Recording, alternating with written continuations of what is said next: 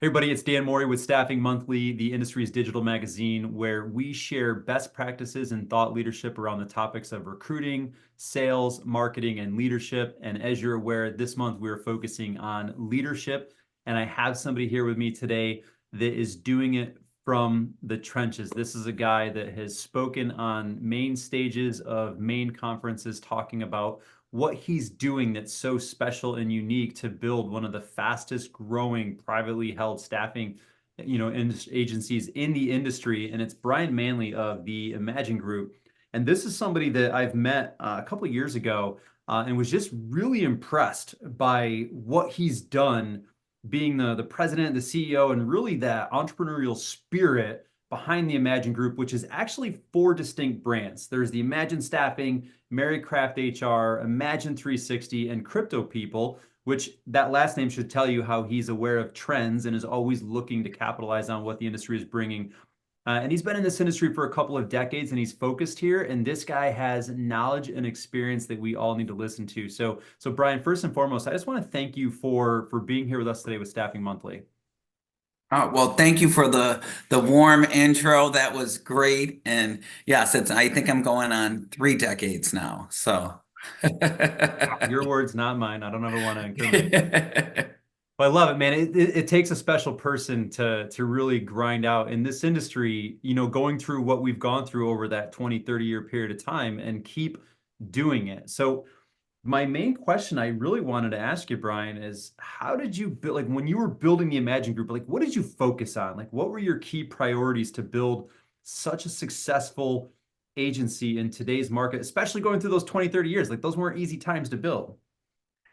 well, I would start off by saying in order to build a successful any company, regardless if it's third party, talent workforce solutions, I think that you make a lot of mistakes along the way.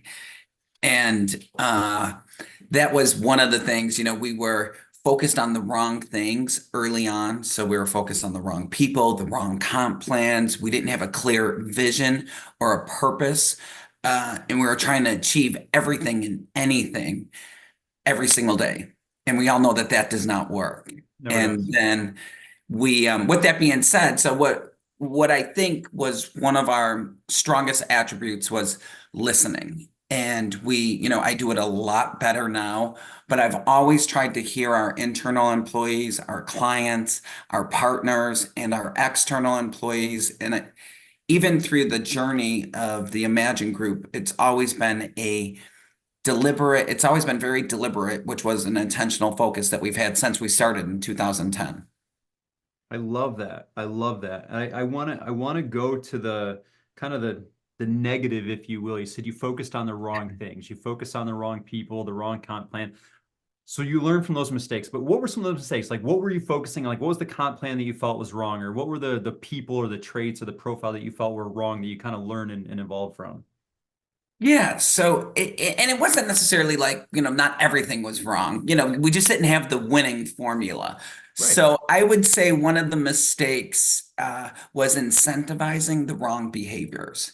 Mm, And you think that when you pay somebody more or that you bonus them more, that they are going to work harder for the business. And what we had found out is that that really was uh, it had the complete opposite effect, unfortunately. really? So, yeah, so I would say comp flaws early on were one of the organization's largest mistakes. What did you do to correct that? It's actually, I'm so glad you brought this up because one of the main topics that we're going to be sharing at the staffing sales summit during the mixer reception kind of fireside chat is around compensation. So what did you learn? Like what were the lessons that you learned to kind of get that winning formula? So what we had to do was change the behaviors for what the business needed at those times, and that's super difficult to do. And so we started off obviously with a commitment to growth. We started off with having more of a vision and a purpose of why we are here, what we're doing. We're connectors, and we became more team-centric as opposed to individual-centric. And yeah, and I think that that was like the main problem. I love that. Can you expand on that for me? Because I've been championing team centric over individual producers for years. but I feel like we're in the minority with this one. So what do you mean by that? Well, so we started to incentivize and bonus people based on overall team performance, overall company performance, and then individual performance. Whereas previously, when we had first started, everything was just individual performance. You had people, working both sides of the desk, trying to like double dip, and just Mhm. it just built the wrong environment that we wanted. Did you experience the animosity of like not the full desk deal, but like where if orders didn't get filled, salespeople would feel like recruiters were taking money out of their pocket, and then sometimes recruiters would feel like salespeople were just bringing in bad orders to hopefully puff up their commission, but like they were really a waste of time. Did you ever experience that sort of animosity between sales and recruiting with a Oh, company? absolutely. And, at early on, until you get to a certain maturity level, you don't have people in their lanes. And so one of the ways that we corrected those things was to have everybody in their right swim lane. And so having sales only do sales and having sales focus on the right business as a true partnership with our service delivery and fulfillment teams to be able to work with them before they sell the product. So it was, so the service delivery team now knows exactly what is coming in and they're already prepared for it. I love that. And hearing you use the word swim lanes tells me you're a process guy. Well, we try to be process oriented. It's so hard to keep everybody in their swim lanes. It's hard. It's because our product, and I hate to use that term, but with people, I mean it is the only product in the world that talks back, right? And it's the greatest variable is the human element. So it's not easy to stay in the swim lane, but I love that you have that focus there. So another piece that you mentioned is you started focusing on the right behaviors. And I know you just touched on it a little bit as you kind of mentioned incentivizing people, but what really was the biggest thing that you've done to incentivize your people to do the right things the right way for that consistency that's helped you build the Imagine Group?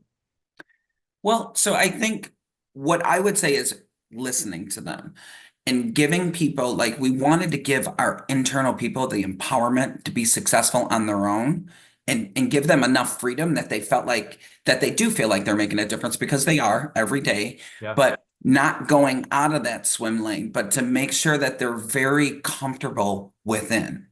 And so, and I think that had a lot to do with, or at least for us, part of the success was them trusting in our management team. And so we got, we became very vulnerable. And I, as the leader, used to talk about where we were going and how we were going to do it, and we're not going to fail. And so now I talk about how we failed and what we can do to become better and to prompt Mm. everybody else up. We're very an open book now. I mean, everybody knows about financials, they know about successes, they know about failures. And I think all of those are important. It must have been, I don't want to say scary, I don't know if that's the right word, but maybe nerve-wracking when you moved to that level of transparency with your team. What were some of the, if you can kind of recall back to those emotions you were feeling when you were making that change, what were some of the concerns or fears that you might have had before you made that change of being so open and transparent? Well, so it was changing behaviors, it was changing the behavior of the entire company. That's hard. And so we were scared our people were going to leave. And a lot did. Some of them we wanted that to happen, others we didn't. We just it was the way the business evolved. And so that was and then we thought that there was going to be a disruption to service on any level, whether if it was recruiting or sales or shared services. And so that those were the biggest concerns. And it did happen. And then we didn't want we want everybody wants people to go to work and like what they do. Yeah, we all do. Yeah, of course. And so you want everybody to go in and have a really, really good feeling. But unfortunately, in this industry, you don't have that every second of the day. I don't think in any industry. No, So so sometimes work is hard, you know? It's just the way it it is. is. And I think too, what we had is, once we got to a certain maturity level, we really, by making those decisions, we really level set the company. And myself, most importantly, I became comfortable with setbacks. And so we were able to take these setbacks to move forward And instead of having that direction of constantly moving in one direction and constantly going forward, I think that the business evolved to where it is today just by me being able to recognize that as the leader. And so it assisted us in being able to scale accordingly. And another thing too is that we had done, even at those times in those setbacks, we constantly reinvested in the industry or in our business.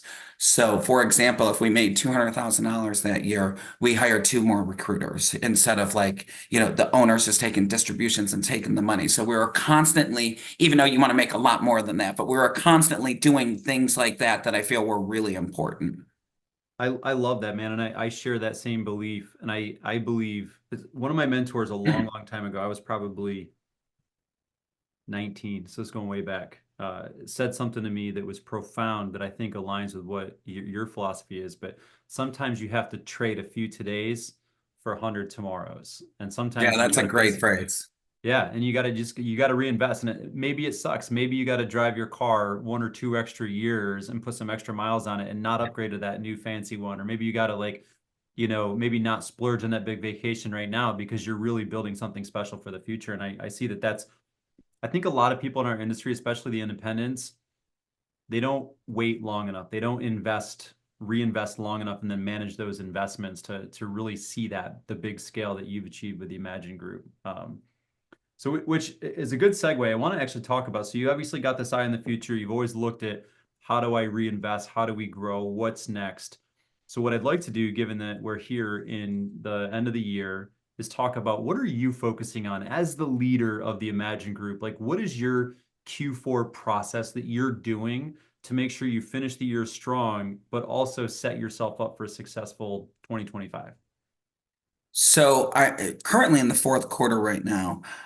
What I am doing is listening again. So a very um, early on, I'm listening to our internal people. We're listening to the market. I think that the overall business has, we had some cyclical trends, but I think that there is some permanent behaviors that are there from our buyers that are changing along with those cyclical trends. Agreed. And I think that what we're trying to do is listen to them to be able to be proactive, but we're also creating, our strategies for 2025 and sitting and talking to the team and teams and going through what's important to them, what's important to the business, and then what's important to the team that they sit on. And what we're trying to do is what we have done is made smaller goals, not that they're not hard, but smaller goals that are achievable. And I think that's the strategy that we're going for 2025. And I think also that the strategy part is easy to come up with, and it's easy for us to sit in the conference room and come up with everything that we can do better and what we can do. But the most important part is the tactical Yeah. um, executing of that. So that's all to come. And I think that that's what I want to work on as the leader of the business is the tactical part of executing on those strategies and making sure that everybody is, going in the same direction. I love that. Do you have anything that you've done in the past that works or anything that you've researched now that you're like, hey, I'm going to do this in 2025 to help execute better on the tactical piece? Well, so we do have a project plan, so we will put that in place and we'll review it monthly in our monthly strategic meetings where we are in that tactical plan.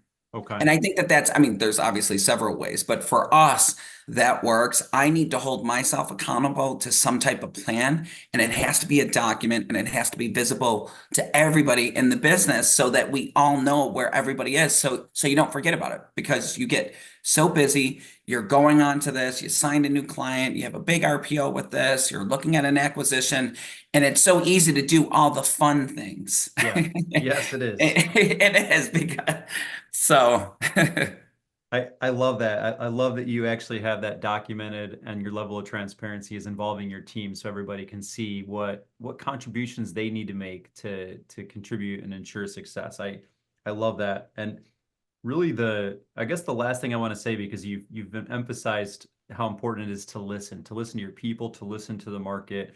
The market is throwing a lot of different signals out right now. So I know you're listening to it. So what are you seeing? What do you think this industry is going to see in 2025? So I think that the industry is not going to contract anymore in 2025. Yeah, thank God. Yeah, right. Yeah, I'm done with that. So for us, we had a terrible 2023 and a rough start the 2024. And a lot of my peer companies that I interact with that I know from groups all over the place. Everybody's hoping to just break even at the end of the year.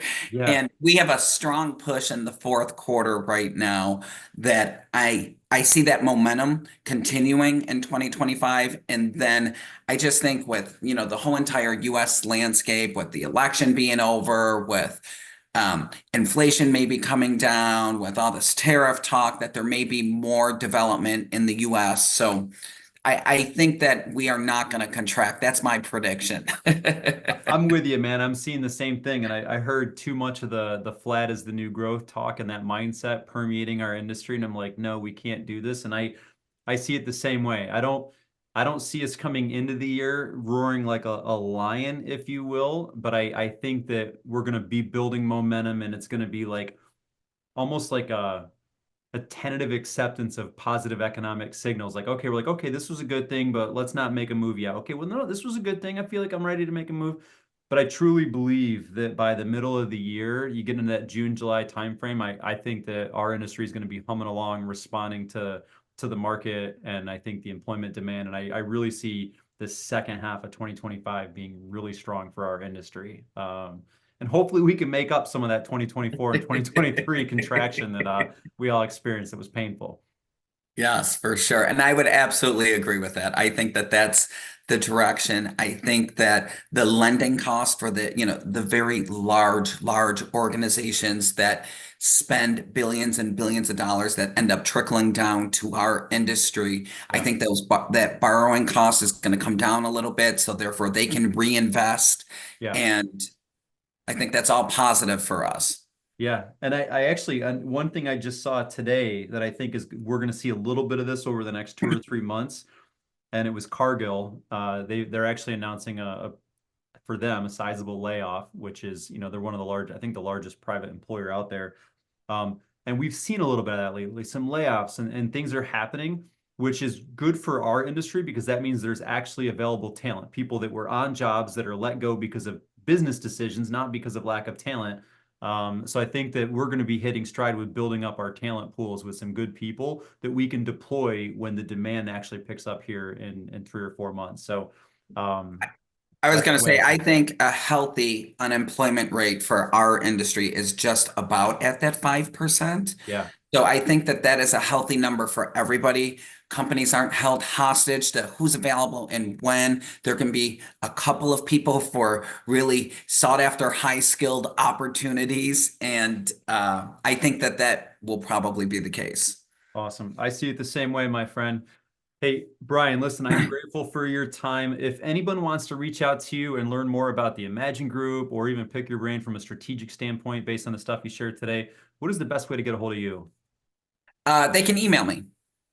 Yep, they Awesome. can email me to bmanley@imaginestaffing.net. Cool. And I'll get that email right on page here. And also, is it okay if I link your LinkedIn? Absolutely. Oh yeah, they could contact me LinkedIn. I mean, Awesome. I'll get that all on page. My friend, it was great spending some time with you today, just picking your brain and learning what you are doing at the Imagine Group in Q4 and what 2025 looks like. I am grateful for you, and I hope you enjoy the rest of your holiday season. oh my God, same to you. Grateful that you had me on. I love to share any intelligence that I have, and I love listening to others like yourself as well. So thank you.